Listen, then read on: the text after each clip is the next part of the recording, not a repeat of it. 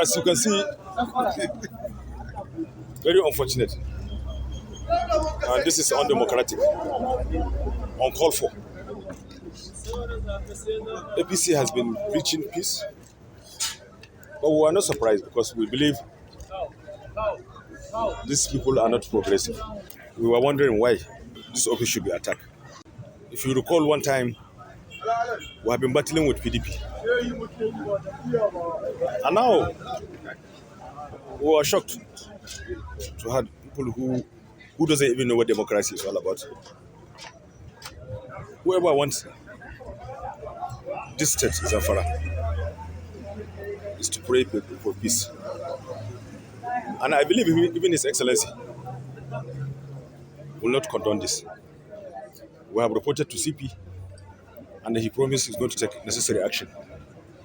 And I'm calling on all our supporters to remain calm and law-abiding. We will not be deterred. We will not be carried away.